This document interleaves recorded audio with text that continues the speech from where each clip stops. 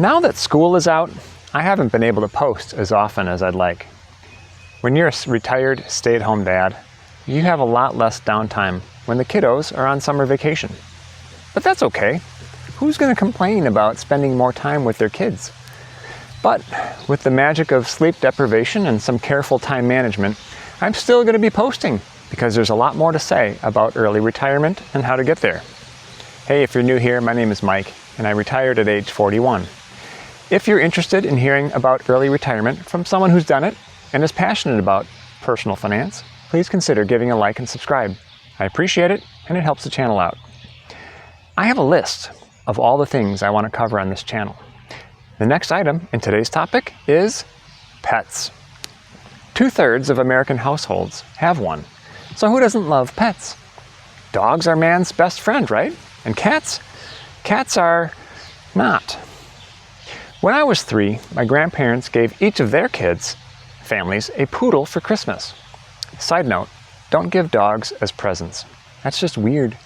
Some folks just aren't pet people. If you don't know what to get someone, just get them an Amazon gift card. But it was the late 70s, and maybe that was cool back then. Who knows? So I grew up with a toy poodle, as did all my cousins.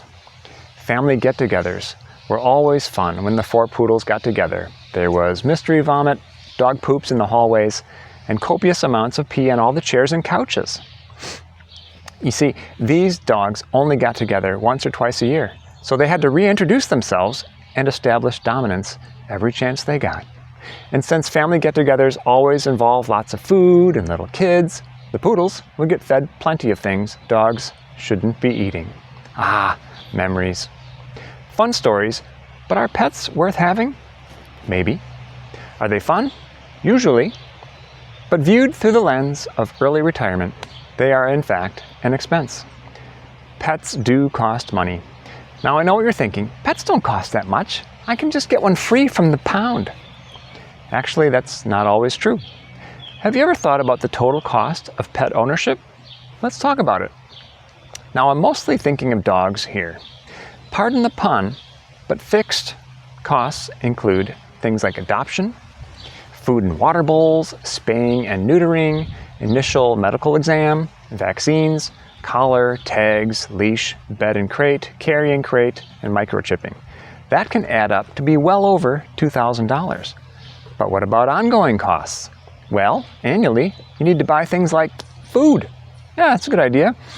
Vaccines, routine care, heartworm and flea prevention, vitamins, a license. Yes, some cities do require you to have a license to own a pet for some reason. And what about treats and chew toys? And there's also grooming supplies. This can add up to about $2,000 a year as well. But what about some extras, like professional grooming, training? Yeah, if you have a dog, you should train it.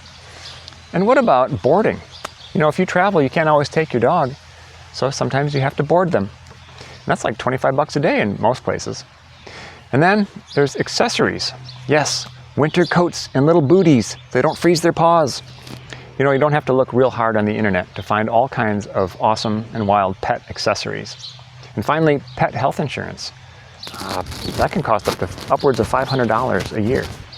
So over the life of your pet, this can add up to thousands of dollars as well. And that's if your pet is healthy. An old coworker of mine had a dog for 10 years when it developed some sort of gut issue.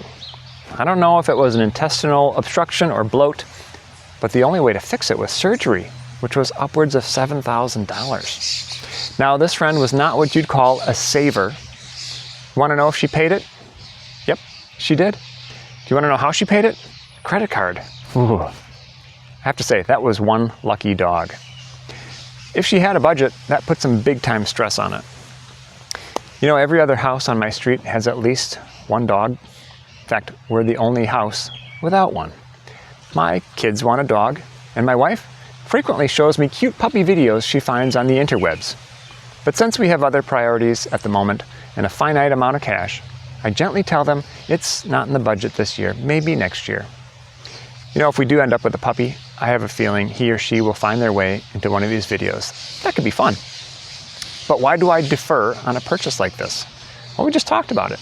While I actually wouldn't mind a dog, it's the costs. the known, the unknown, that keep me from adopting one? And also, what has 2 thumbs and would have to train it to pick up all the yard poops? This guy.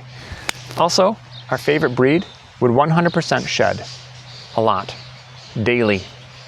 And I'm just not ready or interested in all the extra required frequent cleaning up right now. So if you're thinking about getting Fido, before you bring them home, look beyond the emotional things like unconditional love and loyalty and all that cuteness, and consider what that little ball of fur will cost you. Fixed and variable. It adds up. If you count the cost and it doesn't impact your financial plans, then by all means, go for it. Well, that's it for today. What are your thoughts on pets? I'm sure you have some. What's been your experience with pet ownership? Please let me know in the comments. And if you have any questions for me, just ask below as well. Thank you for your time. Take care and remember to do your best and forget the rest. Peace.